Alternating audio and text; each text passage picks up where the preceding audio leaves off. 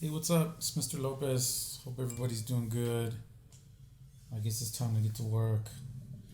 I'm gonna talk about boom cards. Uh, there's some kind of like center activities that one of my friends suggested I take a look at, and at first I was kind of reluctant, but actually I found them really useful and actually kind of fun to make. So I'm gonna talk about how I made my boom cards, and hopefully that's some kind of help to you. All right, so let's start. All right, so this is the Boom Card website. Oh, there is a neighbor of mine on a four wheeler, so if he gets too loud, we'll just I guess try to ignore him. I am. All right, so Boom Card's website. You'll have to make an account.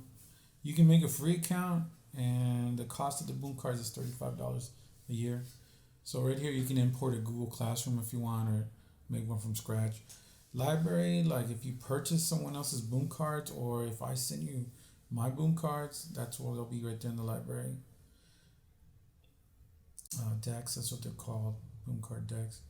Reports, I'm assuming this is where the reports for individual students come. Here's a store, you can buy some boom cards at the store. I think it's just starting out. I don't think it's that popular, but actually, I think they will be popular. So this is my account, and when you make up your account, you'll have to put in your picture and stuff, and you'll click on this to make the boom card decks. And I've already made some. Here's a to make a new deck. You click on this button, and this will bring you up to the studio. And this card up at the top, that's your template card. So we're going to be messing with that one first. Now you'll notice that there's buttons on the left, and those buttons are self-explanatory. If you want to put in a text, you just grab one of those buttons and drag it onto, let's call it the stage, and that's where you can start editing. There's buttons for there's buttons for buttons and images and captions and fractions and just different stuff. This is fill in the blank if you want to do fill in the blank. On the right hand side, that's the properties. Um, I guess application. Whatever you're selected on your stage, you can make changes to it on the right hand side. You can even put in videos, like YouTube videos. It's actually really handy. It's a really useful tool. All right. So I'm gonna kind of go through how to make a real simple card, and I picked Teak 4.2b, value of digits.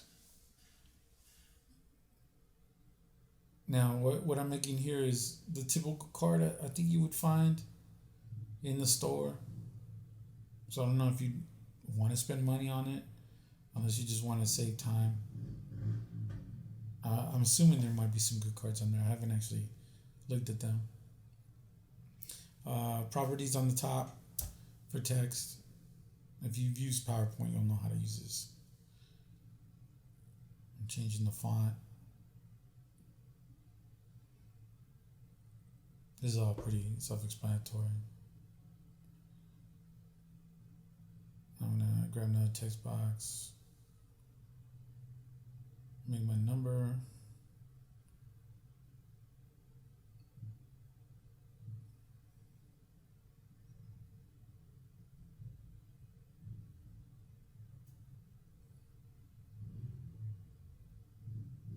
All right, changing the size, and I think I'm gonna end up changing the font as well.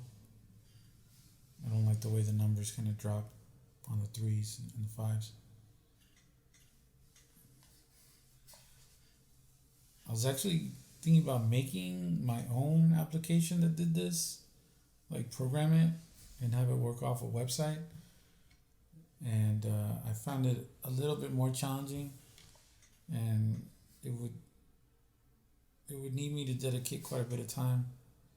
So I'm kind of glad my friend found these and suggested it to him, because everything that you can do on these boom cards, this is exactly what I wanted to do.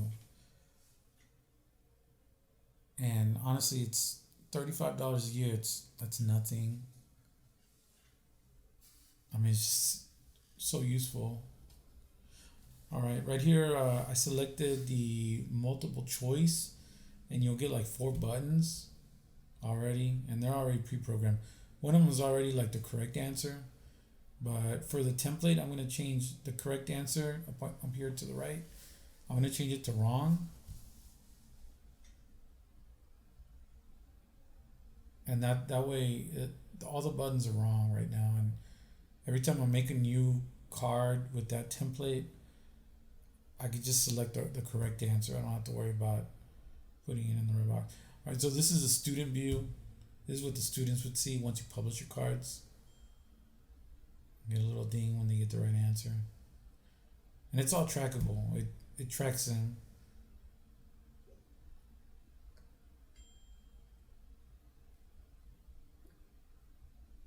All right, and what I've noticed here is the answers are randomized, so no two students will get the same selection in the same place, which is not a big deal when they're at their house and each one is seen individually. But like if we get into the classroom, uh, they can't copy off each other.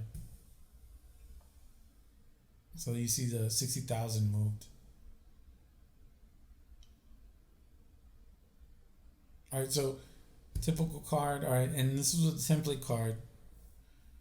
So what I'm gonna do is I'm gonna make a copy of this template, and it's a little plus sign right there. Click on that, and it just drops down a new card that's exactly a copy of the template. And this is useful because you don't want to make every card brand new. You don't want to do the whole process again for each card. So you kind of want to make like a general template and then clone that one and then make copies, make changes to each individual clone that you made from the template. So you'll see I have three individual ones, and then there's the template at the top, and I don't touch that template unless I want to make a change to all the cards, which you'll see in a little bit. And then right here, I'm just changing the individual answers.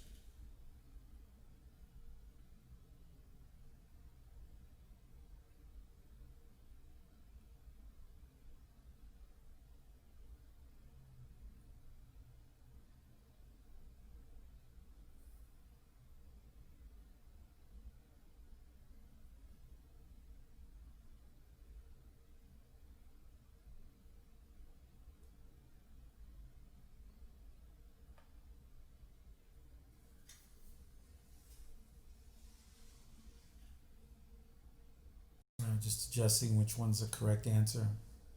So whatever you click on, you can make changes to on the right hand side. You can change the position, you can change the border, you can change the color of the buttons.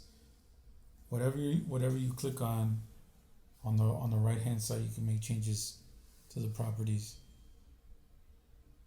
So student view again.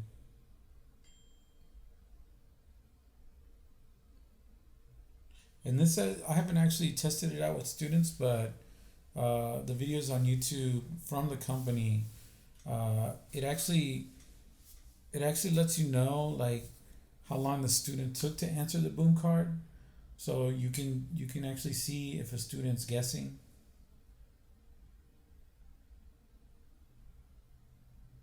So that's useful. You're always gonna have kids that just kind of click to see which one's the right answer, and it'll be pretty obvious what kid is doing that. All right, right here I made a change to an individual card, and it just changed that one card.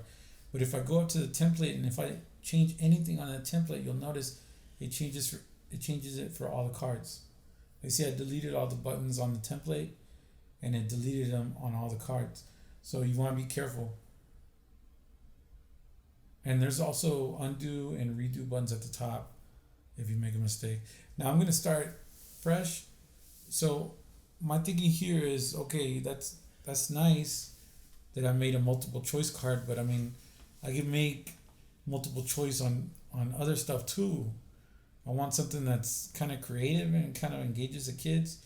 So I'm gonna make it as colorful as possible, and I'm gonna try to make it so they'll be doing some kind of task on there that I would expect them to do on paper. So my what I was thinking here is I was driving down the road and I saw a big truck with big giant tires, and I was thinking, man, I want a truck like that too. But I thought, man, actually that's kind of cool. I'm gonna turn this big truck into a boom card. So right here, I'm gonna lay out all my numbers. In fourth grade, we go up to billion, so I'm gonna set up billion up to billion place value. Adjusting my text size here for the number, and you'll notice in a minute I'm gonna go to the right. My number selected, the whole thing selected right now. You can see how it's highlighted. I'm adjusting it. I'm centering the number there. And I'm going to go to the right hand side, and I'm going to go to where it says background. I'm going to click on background, and I'm going to change the background color to kind of make it stand out from the back, the image in the background I have. All right.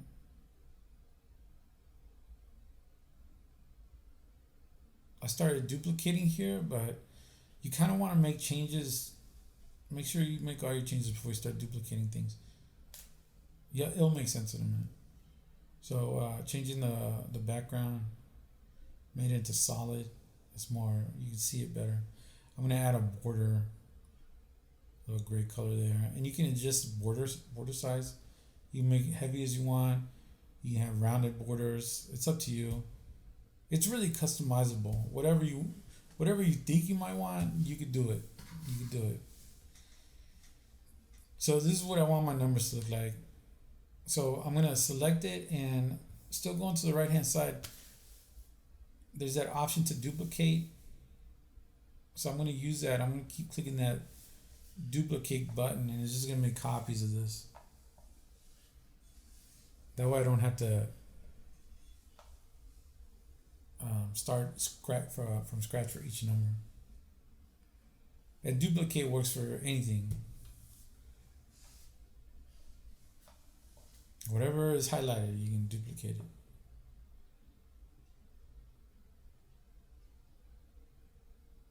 There's my thousands. And right next to duplicate, there's the delete button.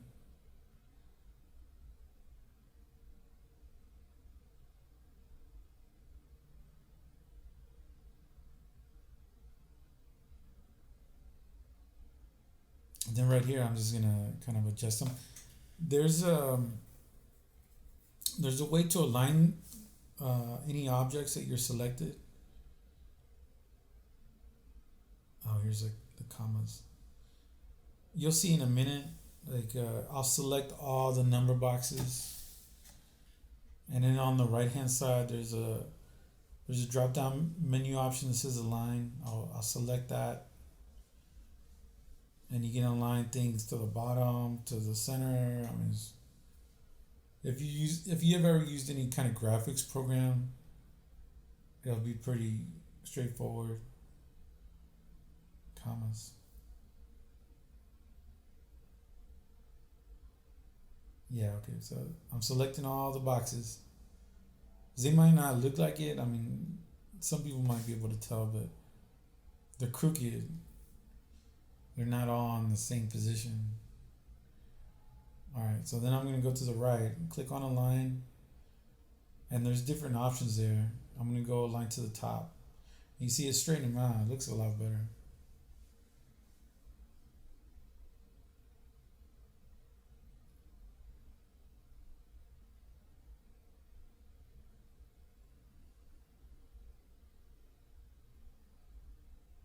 All right, so now I'm going to bring in these tires. And my thinking is, well, I guess I won't talk too much about it till you actually see it happening. I make a mistake here. You see how that outline of the box is kind of overlapping the three? It causes issues later because I turn these tires into they're supposed to be symbolic of a zero, and I'm gonna turn them into draggable. You can make them draggable, where students can move stuff around. Anything that you have on the stage that you want the students to move around, they can move around, and it's real useful. I mean, I played around with it a lot, and I mean, you can get so creative. It doesn't have to be just straight multiple choice, click on the right button, or fill in the blank. I mean, you just do so much with it. I mean, hopefully this product takes off. I mean, it's so good.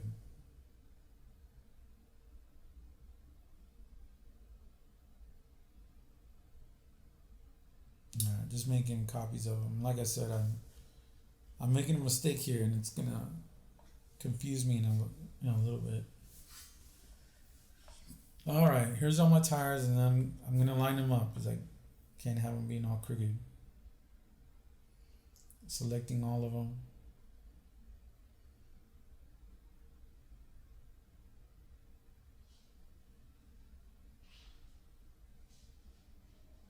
There we go, line, and they're all lined.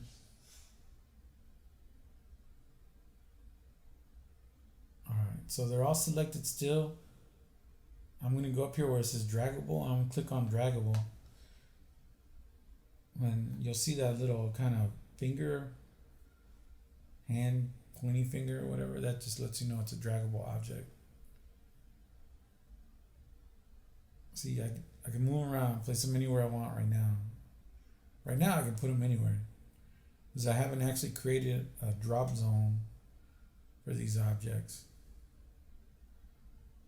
My drop zones are going to be these boxes where I have these numbers.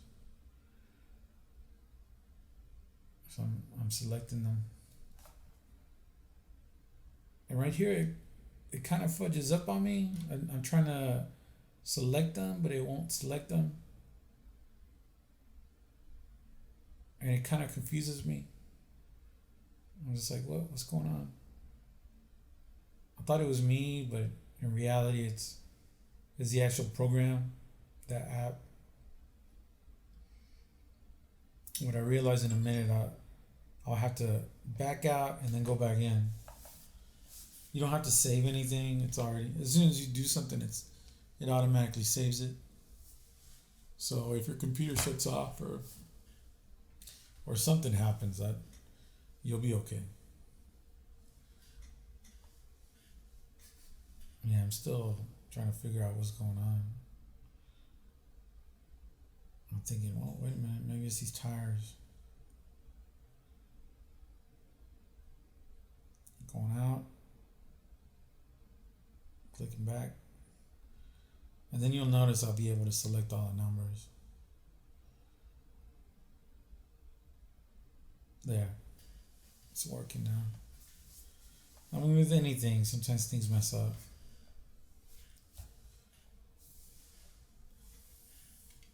Oh, that kid on that four-wheeler stopped. All right, so I'm clicking here to turn these into drop zones. They're not associated with any draggable object yet, and I'll show you how to do that once I start making each individual card. And here's where I'm going to put my question, which is pretty much the same thing as the other ones. Like, what is the value of digit so-and-so in this number?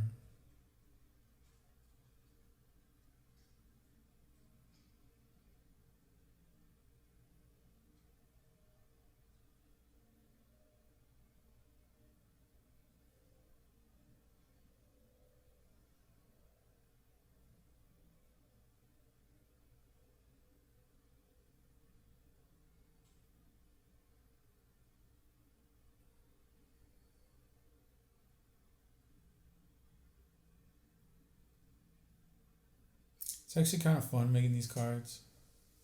All right, right here I use the same boxes, the same multiple choice boxes, but as you can see, you don't have too much control on it. So I'm just gonna make my own buttons. You could use them, but I mean, you can't really adjust the size of them, or I just rather make my own buttons. It's not a big deal. So I just grabbed that button on the left hand side and dragged it onto the stage. I'm gonna make one button. I'll make it look the way I want, and then I'm gonna duplicate it. And you'll notice too, if you look over to the right, you'll see it's marked as a correct choice. So each copy I make is gonna be correct. I'll have to fix that. And I'm not too worried about the template. You just make the template to have all the elements that you want. You don't have to be too detailed. All right, selecting all of them, changing them to wrong answer. Because later on, I'll once I'm working on the individual card, I'll change the right answer to the right answer. All right, so I think I'm done with the template. And now I'm going to start working on each individual card. So I'm going to go down here and change this number to a better looking number. Oh, a number that makes sense, I guess.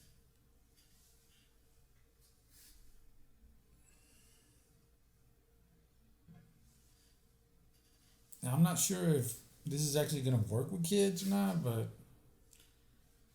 it makes sense to me. And I think if a kid understands that, he's going to look for that digit. He's going to look for that number 7. And every number behind that 7, that kid is going to grab that wheel and cover it. So the correct answer is going to be 7,000. So what you'll see me do in a minute is I'm going to grab that draggable icon on top of each one of those tires, or the tires that I want to be able to move. And I'm going to drag them to where that little flag is. So I want the students to drag the tire on top of that 325. And then think, okay, I see 7 with 3 zeros behind it. The tires are zeros. So that's the correct answer. So draggable icon, I'm going to pop it onto that flag. You see that line there that lets you know that draggable is now associated with that drop zone. Now if you make a mistake, like see I put this here on the 7, it's not supposed to be like that. All you have to do is click on that draggable zone and then hit that clear button on the left. And I'll get rid of that line, that association. All right, now I'm setting up the right answer. Then we're going to go to student view, I think. See if it works. And I think right here is when it starts messing up on me. It's because the boxes, the outlines on those tires are really big, and they're causing an issue. See that tire does not want to stay in that 3 on top of that, inside that box.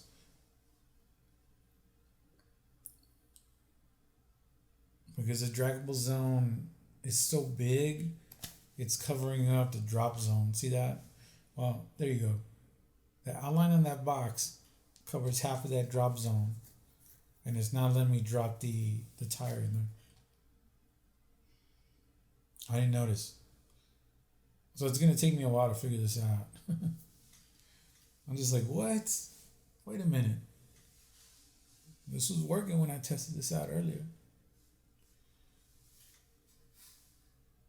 All right, I'm going.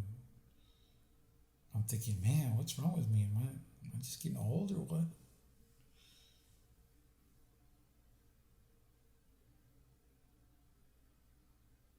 Thinking it out. All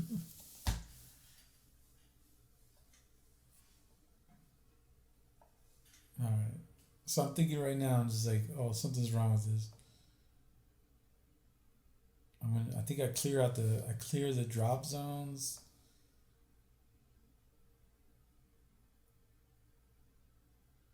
Email.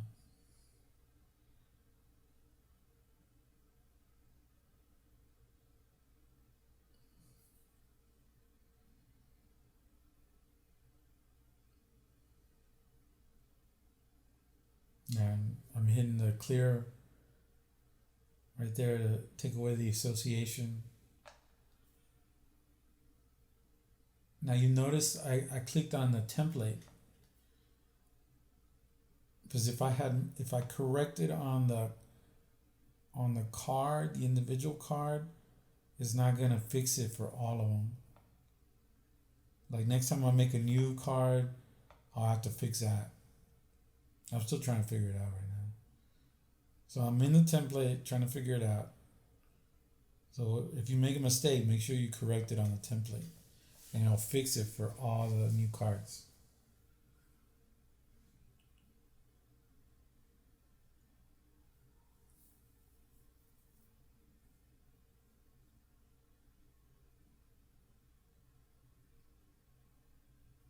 All right, I went back to the individual card. At some point, I realized, wait a minute, I think I know what this is.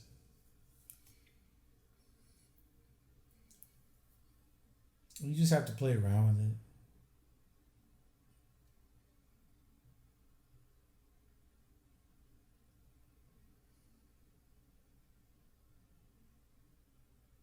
It's kind of time consuming to look for images and so forth. I get my images through Adobe Stock.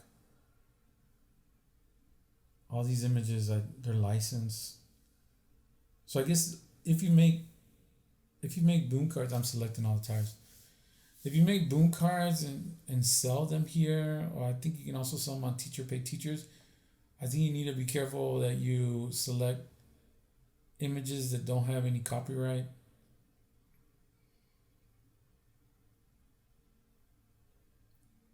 Like these images, like Adobe Stock charges me like $35 a month, and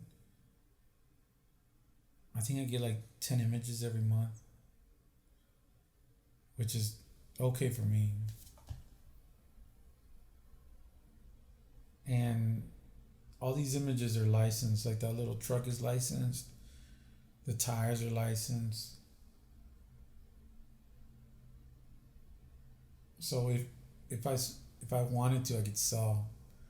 I looked up the requirements, the licensing requirements, and I could sell something with these images, and it's perfectly legal as long as the images is in the center point. Here you go. So what I did was just adjust those boxes so they're not over the draggable zones. So now it's working. So you see, 7,000. So that's what I want the students to do. I want them to go, oh, wait a minute, that looks like 7,000 with all those tires there. And of course, I would never just give it to the student, assume that they would know how to do it. I'm making a copy of the template.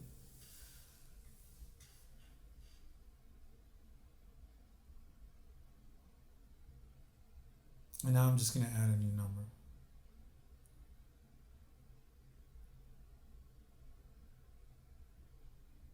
I would go through with the students and show them how to do like the first one, or give them examples. They would know. They would have some idea how to work, how to do these cards. I wouldn't just here figure it out. That's not fair to them.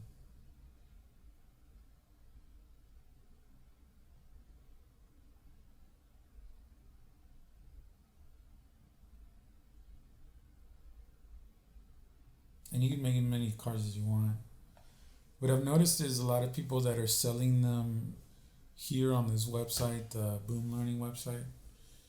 Uh, they make like 15 cards. I think it's not enough.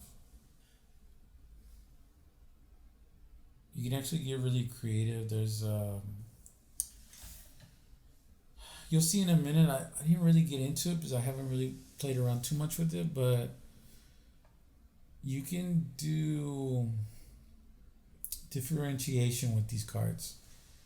Like you can make them at a certain level, and then if the student is getting them wrong, you can kind of branch off to a more simpler set and then bring them back to the main set. And I think it's like called flow magic or something like that. I haven't played with that one. I'll probably make a video later on. That's its own thing. Like, but I thought, man, that's pretty useful. If you make a set of cards, I guess you can make 3 sets of cards. Like different tiers. And if they're kind of start them off on tier 2, and if they're doing real good, then it shoots them all the way to tier 3. If they're struggling with tier 2, then it brings them down to tier 1. Or is it tier 3? I always forget.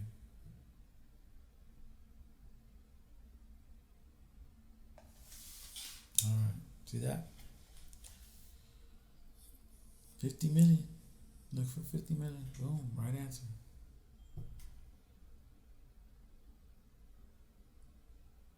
And I think this is a lot more engaging than just making a multiple choice. Oh, here's something I'm doing the wrong answer here. Just see what it looks like.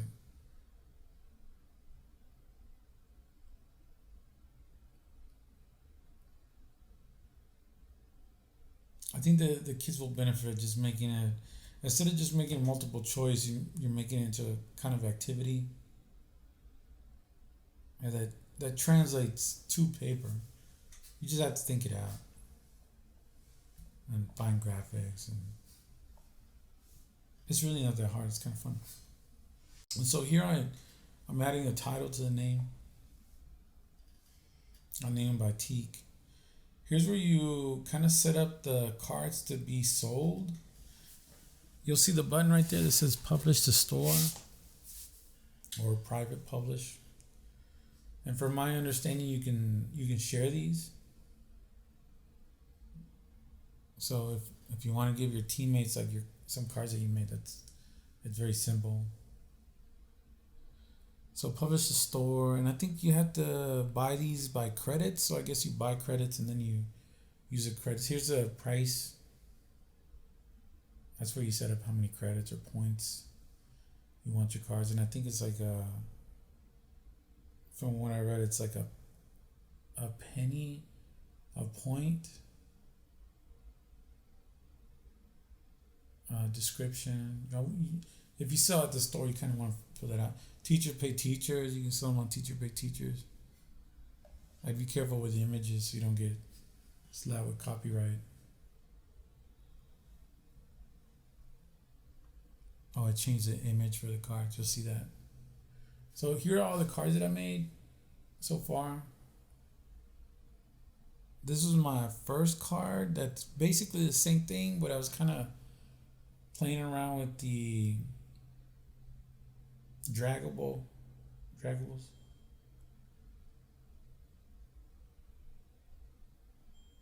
Kid just puts it right where in the place value it belongs,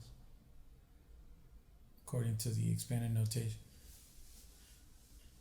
That's my first one. I mean, it's obviously first. And there's all my draggable zones, all my draggables. Then I started hiding like the place value. I made them like a little bit more challenging as a kid kind of goes through it. Second set of cards were these wrestlers, and they're kind of trying to find out who's greater. And the numbers are the buttons. So who's greater? And they click on the greatest one.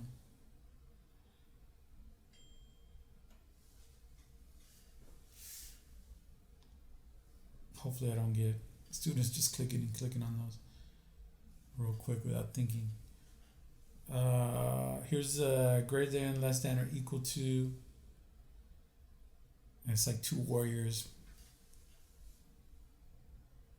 Yeah, think about it. Then I did this kind of like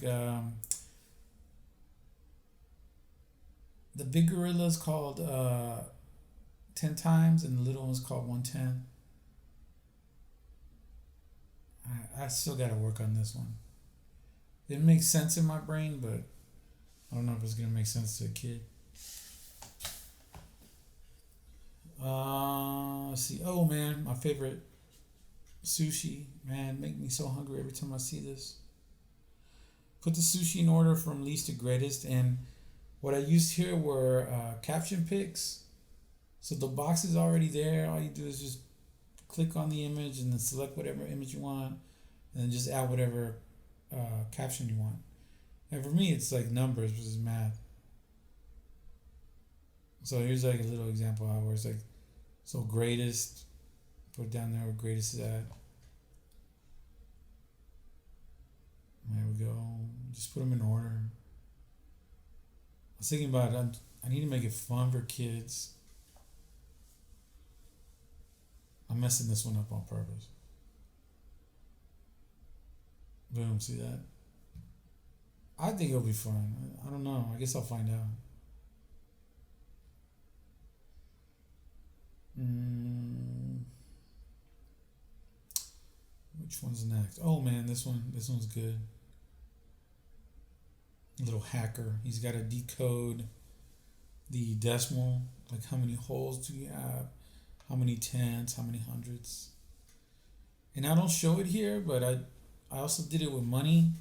There's a TEK also mentions like